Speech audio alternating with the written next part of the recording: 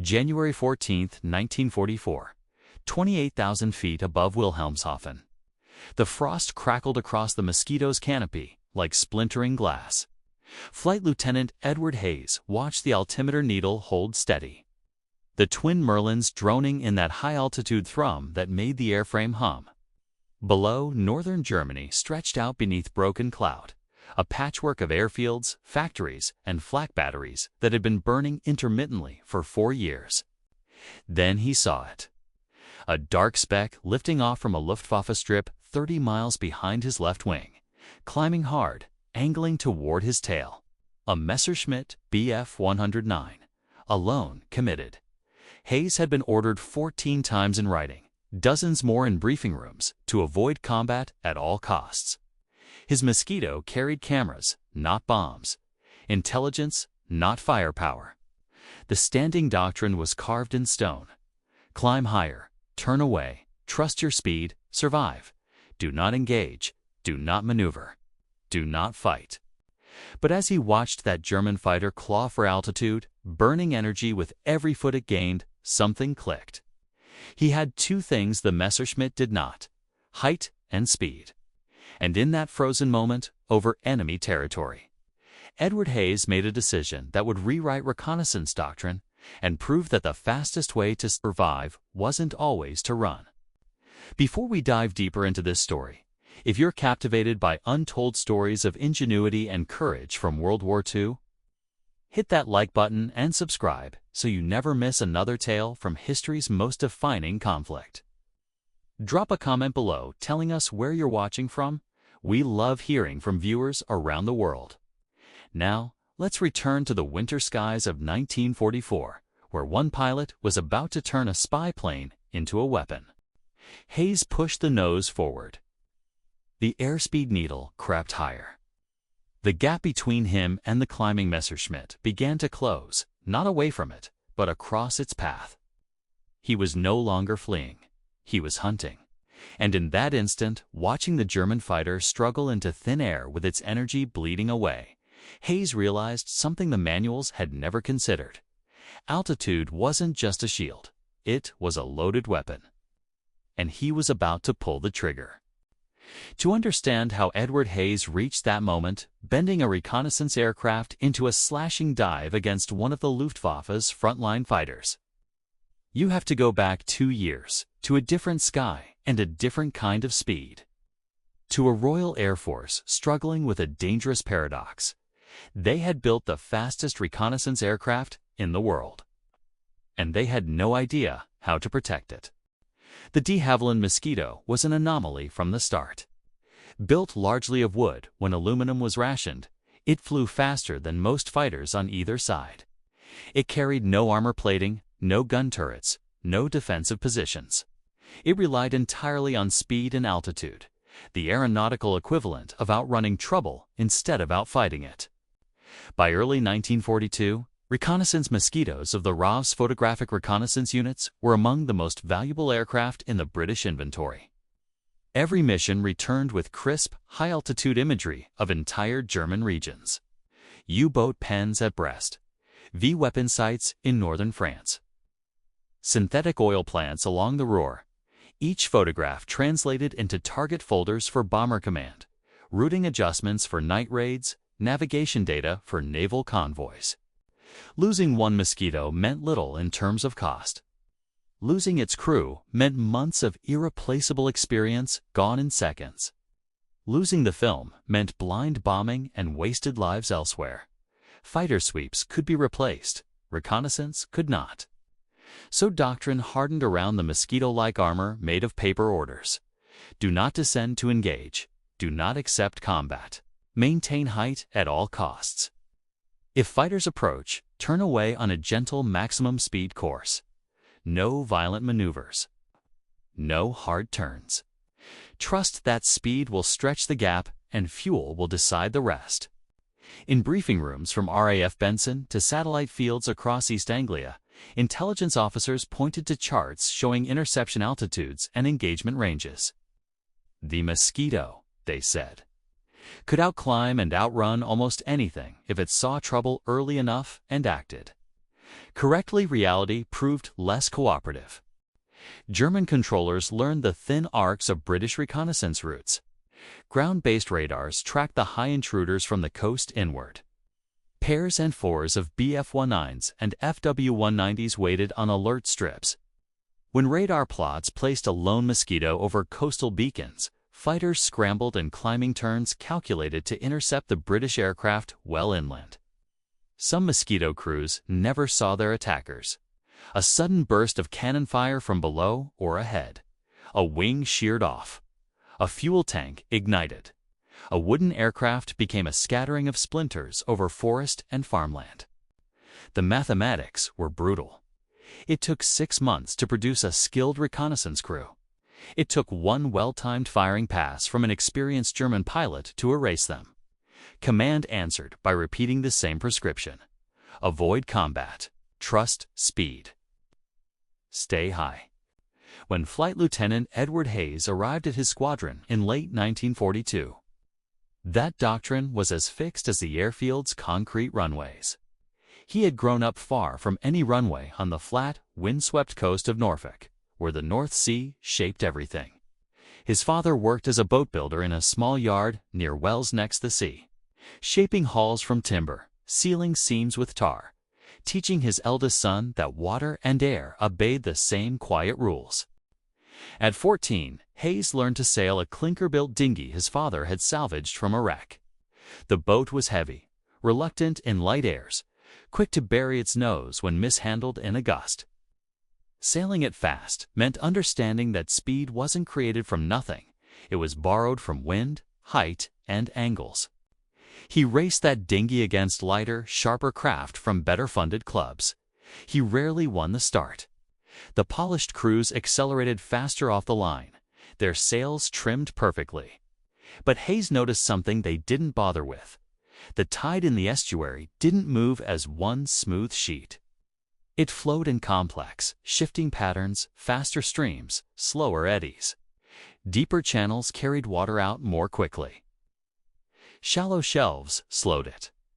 On calm evenings, he would drift at slack water, watching leaves and foam move at different rates across the surface.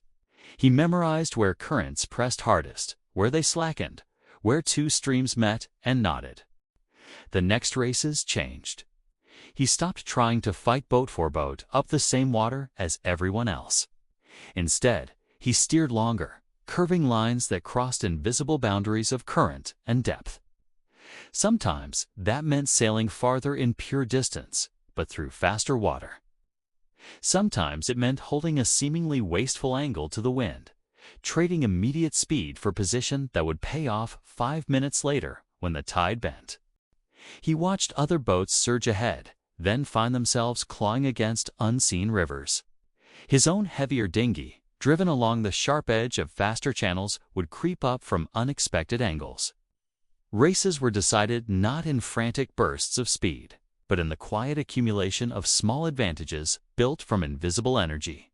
When war came, he joined the Royal Air Force as soon as age and bureaucracy allowed. Elementary training on Tiger Moths, then heavier, faster machines. Instructors noticed the same habit that had let him nurse an awkward boat into unexpected winds.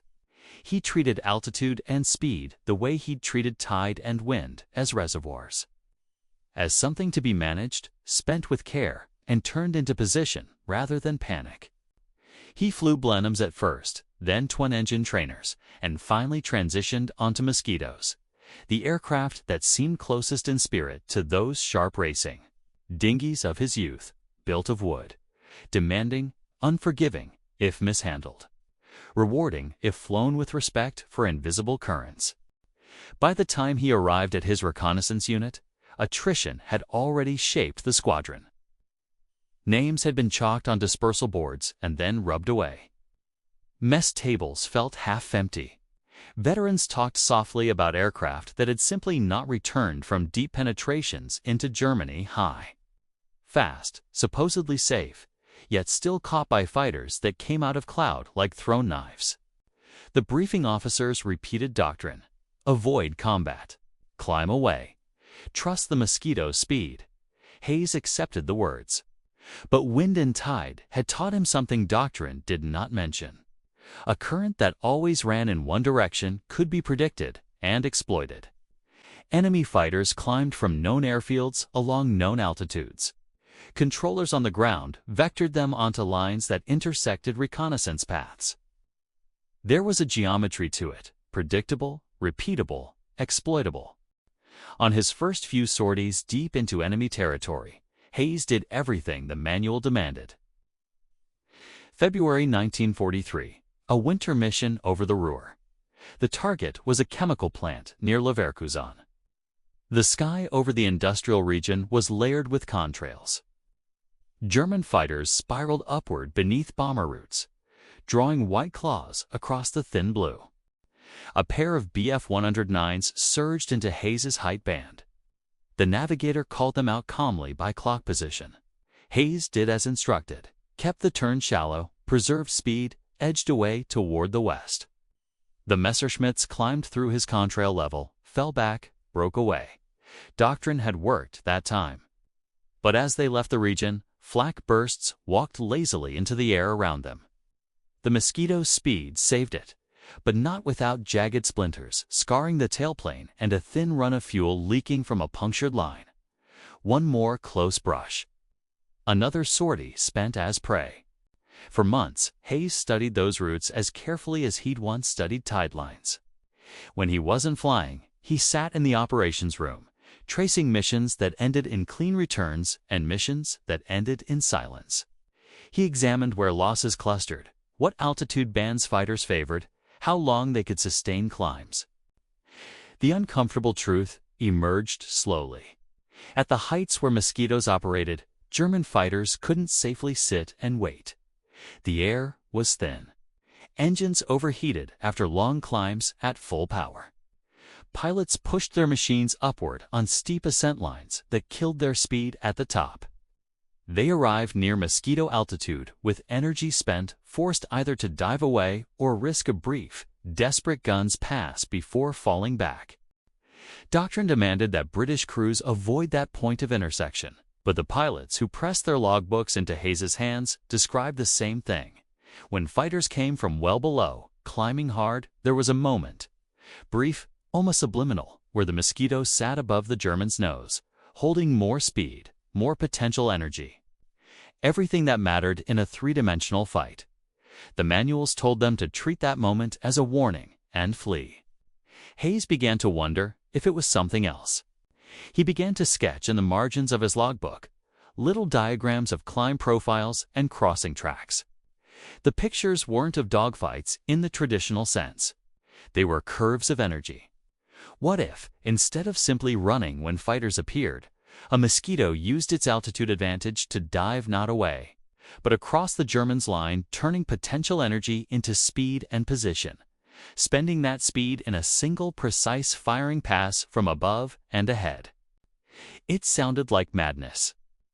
An unarmed reconnaissance Mosquito had no guns, but the airframes existed. Fighter-bomber Mosquitoes already flew low-level strikes, their noses full of cannons. Intruder variants hunted enemy aircraft at night. The basic structure was the same. The idea wasn't to turn every reconnaissance aircraft into a fighter. It was to take the logic of speed and altitude and twist it from pure avoidance into conditional aggression, to treat those advantages as something that could be aimed. The moment of discovery came at dusk in the shadow of a camouflaged hangar. A fighter-bomber squadron shared the station briefly, its Mosquitoes sitting heavier on their wheels, gun ports dark against lighter paint. One night, Hayes watched a cannon-armed Mosquito perform climbing and diving turns overhead. Its engines bellowed in open-throttle climbs, then dropped to a lower note as it rolled over and spilled height into speed. The pattern clicked. Altitude wasn't a passive shield. It was stored motion. The Mosquito's speed wasn't a gift meant only for escape. It was a knife edge that could be directed. He asked practical questions at engineering briefings. Could reconnaissance aircraft be equipped with forward-firing armament without compromising camera installations? Could gun-sighted variants lead certain missions? The answer came back after weeks of trial in the form of a handful of modified aircraft. They carried cameras and guns, both their lacquered wooden noses now housing cannon barrels and machine gun muzzles. Officially, they remained reconnaissance platforms. Unofficially, pilots like Hayes saw in them the embodiment of a new possibility. The first test didn't come in an exercise. It came in cold, dangerous air above an enemy coast that had grown used to wooden intruders as prey, not predators. On that January morning over northern Germany, when the Messerschmitt began to climb, Hayes knew more than he had in those early missions. He knew this base routinely through single machines against lone intruders. He knew roughly how long the German could sustain its steep climb before heat and drag robbed it of speed. The Mosquito he flew that day bore for 20mm cannons and 4.303 machine guns. Their weight trimmed some performance, but not enough to erase its edge at height. Cameras still filled the bay, shutters ticking as the aircraft crossed assigned targets. For the first few seconds after spotting the climbing speck, he followed doctrine by habit. A gentle deviation, a slight increase in power. But the 109 came on, climbing into thinner air. Its pilot committed. There was a point beyond which the German couldn't easily break off. Too steep, too slow, too close. Hayes pushed both throttles fully forward. The Merlins surged, superchargers whining. The Mosquito's nose dipped, airspeed built. The aircraft no longer eased away. Instead, it curved down, tracing a shallow arc that cut across the German's climb line rather than away from it. The navigator's eyes flicked between instruments. The Mosquito's wings trembled at the added load. The horizon swung. The Messerschmitt's nose no longer pointed straight at the tail. The geometry shifted. The Mosquito was no longer a fleeing target, but a fast, descending, crossing threat. Time compressed. The Mosquito became the sailing dinghy, threading a narrow current while heavier hulls flailed. Everything was about when and where energy was spent. Hayes used the last few hundred feet of altitude like a final push of tide. He rolled through a banked turn that brought the Mosquito down and ahead of the German. Then pulled gently to bring the gunsight's ring toward the point he knew the 109 had to pass through. The Messerschmitt's pilot saw the movement too late. To roll and dive would mean stalling at the top. To keep coming meant flying into the intersection. At the planned crossing point, the Mosquito was moving considerably faster. Its dive shallow but effective, its energy line arcing across the German's nose.